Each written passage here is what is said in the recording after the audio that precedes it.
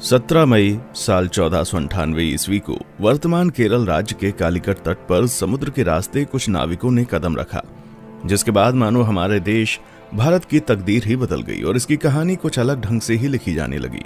दोस्तों, ये वो दिन था जब यूरोपियन समुद्री नाविक एवं खोजकर्ता वास्को डी गामा ने भारत की खोज की थी। अब बहुत से लोग सोच रहे होंगे कि भारत का इतिहास तो हजारों साल पुराना है। सदियों से यहाँ पर जनपद, मौर्य साम्राज्य, गुप्ता साम्राज्य और दिल्ली सल्तनत के आदि राजाओं ने यहाँ पर राज किया था। तो फिर कोई कैसे भारत की खोज 1498 ईस्वी में कर सकता है? तो दोस्तों, आपको बता दें, भारत में सदियों से जितने भी आक्रमणकारी जैसे सिकंदर, मंगोल आदि आते थे, तो वह हमेशा भारत को पश्चिमी एशिया से जोड़ने वाले मशहूर रास्ते खैबर दर्रा से होकर आते थे। लेकिन 17 मई 1498 को वास्को डी गामा ने समुद्र के रास्ते यूरोप से भारत के केरल राज्य के कालीकट तक पहुंचकर एक समुद्री रास्ता ढूंढ निकाला था, जिसे ही वास्तव में भारत की खोज माना जाता है।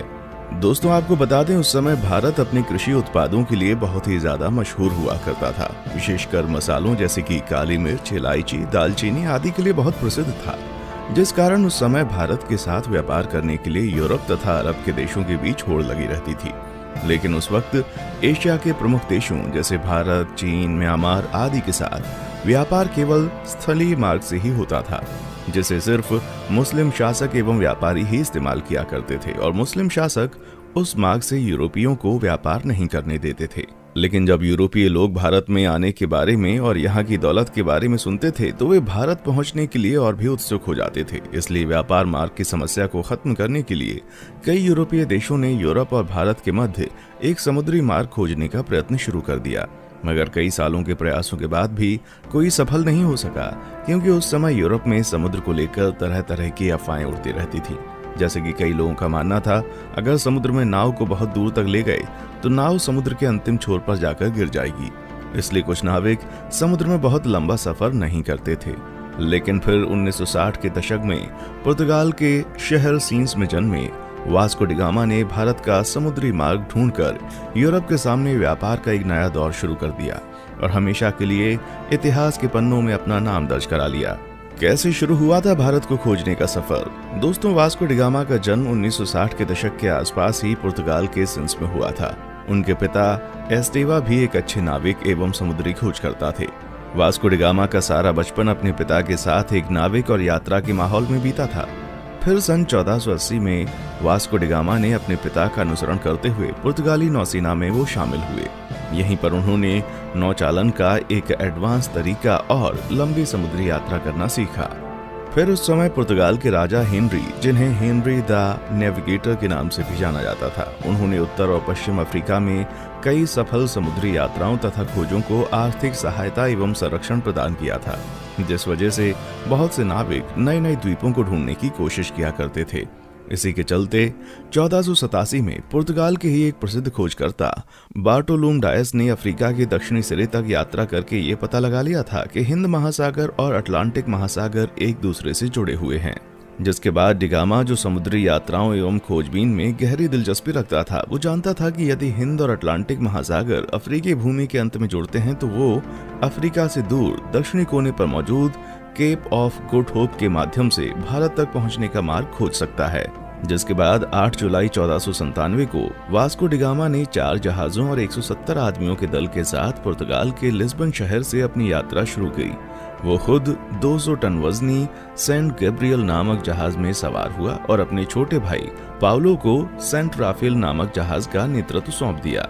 फिर कुछ दिनों के बाद उनका जहाजी बेड़ा इस समय के मोरक्को देश के निकट स्थित कैनरी द्वीप से गुजरते हुए केप वर्दे द्वीप समूह पहुंचा और वहीं 3 अगस्त तक रुका रहा। आपको बता दें, वे लोग जहाज पर अपने साथ पत्थरों के स्तंभ लेकर आया करते थे, जिसे वे लोग अपने मार्ग को चिन्हित करने के लिए विभिन्न महत्वपूर्ण पड़ावों पर स्थापित कर दिया करते थे, जिससे कि उन्हें वापसी का रास्ता मालूम हो सके। वास्को डी गामा ने गिनी की खाड़ी की तेज समुद्री धाराओं से बचने के लिए अटलांटिक महासागर में एक लंबा चक्का लगाया और फिर केप ऑफ गुड होप के दौरे के लिए पूर्व की ओर एक मोड़ ले लिया। ये भारत की खोज में उनकी पहली प्रमुख सफलता थी। फिर 7 नवंबर को उनका बेड़ा आज के दक्षिण अफ्रीका में स्थित सेंट हेलेना बे में पहुंचा उस समय सेंट हेलेना बे का मौसम बहुत खराब था। वहां बहुत तेज हवा और समुद्री लहरें चल रही थीं, जिस वजह से वास्को डी गामा का दल अगले 22 नवंबर तक आगे नहीं बढ़ सकता था। लेकिन फिर भी कुछ दिनों बाद मौसम अच्छा होने पर उन्होंने यात्रा करना शुरू कर दिया और वे केप ऑफ गुड होप पहुंच गए, जहां पहुंचकर उन्होंने इस जगह का अच्छे से दौरा किया। दोस्तों, आपको बता दें, जब Vasco da Gama Cape of Good Hope नामक स्थान पर पहुंचे तो तभी उन्होंने महसूस किया कि उसका भारत तक मार्ग खोजने का सपना हकीकत में तब्दील हो सकता है। और फिर मार्ग को चिन्हित करने के लिए पहले की भांति वहां एक पत्थर का स्तंभ स्थापित किया और फिर आगे की यात्रा की तैयारी करने लगे। केप ऑफ गुड होप के आगे की यात्रा उन्होंने 8 दिसंबर को शुरू की थी और क्रिसमस आने तक वे दक्षिण अफ्रीका के नटाल तट पर पहुंच गए। अलग अलग नदियों को भीतर और बाहर से पार करते हुए डी गामा का बेड़ा धीरे धीरे मोजाम्बिक की ओर पहुंचना शुरू हुआ। इस बीच वे लगभग 1 महीने तक कहीं पर रुके और जहाजों की मरम्मती का काम किया। फिर 2 मार्च 1498 को डी गामा का बेड़ा मोजाम्बिक द्वीप पर पहुंच गया। जब डी गामा अपने दल के साथ मोजाम्बिक की धरती पर उतरा और वहां के निवासियों से मिला तो उन्हें लगा कि ये पुर्तगाली जहाजी भी उन्हीं की तरह मुसलमान है, इसलिए उन लोगों ने उनकी खूब मदद की। डी गामा का मोजाम्बिक में पड़ाव डालना काफी उपयोगी सिद्ध हुआ। वहां उसे समुद्र के किनारे बंदरगाह पर सोने, चांदी तथा मसालों से भरे हुए 4-5 जहाज दिखाई दिए। उसकी मुलाकात ऐसे स्थानीय लोगों से भी हुई जो कभी कभी भारतीय समुद्री तटों की यात्रा करते थे। इससे वास्को डी गामा को पूरा विश्वास हो गया कि वो उचित दिशा की ओर आगे बढ़ रहा था। उसे उस दिशा को समझने में भी मदद मिली जिधर अब उसे आगे बढ़ना था। फिर 7 अप्रैल 1498 को उनका बेड़ा मोम्बासा में प्रवेश कर गया तथा यात्रा के एक और महत्वपूर्ण ठहराव मोम्बासा के ही मालिंदी में लंगर डाल दिया। मालिंदी में डी गामा की मुलाकात कांजी मालम नामक एक ऐसे गुजराती नाविक से हुई जो भारत के दक्षिण पश्चिम तट के कालीकट जाने का मार्ग जानता था। उस गुजराती नाविक के महत्व को देखते हुए डी गामा ने उसे भी मार्गदर्शक के रूप में अपने बेड़े में ले लिया और फिर अगले 20 दिन तक लगातार हिंद महासागर में चलने के बाद डी गामा को धीरे धीरे भारत के घाट और पहाड़ दिखने लगे। फिर 17 मई 1498 को वो भारत के दक्षिण पश्चिम में स्थित कालीकट के बंदरगाह पर जा पहुंचा। कालीकट में स्थानीय राजनयिकों द्वारा वास्को डी गामा का काफी अच्छी तरह से स्वागत किया गया। वो यहाँ लगभग अगले 3 महीने तक रहा और भारत के बारे में बहुत सारी महत्वपूर्ण जानकारियां इकट्ठा करता रहा। दोस्तों, वास्को डी गामा के भारत आने और उसके कालीकट में उतरने के बाद भी कई ऐसी घटनाएं हुई जिसके बारे में अभी भी लोगों में सहमति नहीं हो पाई है, लेकिन हम अपने किसी और वीडियो में उसके भारतीयों के साथ किए गए जुल्म और अत्याचार पर अलग से वीडियो बनाएंगे। इस वीडियो में हम सिर्फ उसकी यात्रा पर वीडियो बना रहे हैं। दोस्तों, यहाँ 3 महीने रहने के बाद वास्को डी गामा 2 साल से अधिक समय की यात्रा करते हुए 18 सितंबर को पुनः लिस्बन लौट आया। इस दौरान उसने लगभग 38,600 किलोमीटर की यात्रा की थी। और दोस्तों, आपको बता दें कि इस लंबी साहसिक यात्रा में उसके कुल 170 साथी थे, जिसमें से 116 की यात्रा के दौरान मृत्यु हो गई थी। वास्को डी गामा की इस उपलब्धि से पुर्तगाल के राजा बहुत खुश हुए थे तथा उन्होंने उसे दूसरी बार फिर से 1502 में भारत की यात्रा पर भेजा था।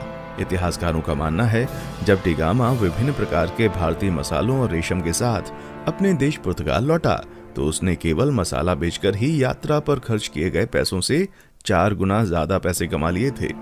दोस्तों, फिर 1524 में वास्को डी गामा की मृत्यु कालीकट में ही तब हो गई जब वो अपनी तीसरी यात्रा पर भारत आया हुआ था और कई इतिहासकारों के मुताबिक उसकी मृत्यु का कारण मलेरिया था। दोस्तों, जब डी गामा ने यूरोप और भारत के बीच का समुद्री मार्ग खोज लिया था तब डी गामा का नाम पूरे यूरोप में बहुत मशहूर हो गया था और उसकी उस साहसिक यात्रा की चर्चा सभी यूरोपीय देशों में होने लगी थी तथा धीरे धीरे अन्य देशों ने भी उसी खोजे गए रास्ते से अपने अभियान भारत भेजने शुरू कर दिए थे, जिस वजह से पुर्तगालियों के बाद डच, डेनिश, ब्रिटिश और फ्रांसीसी भी भारत आना शुरू हो गए थे।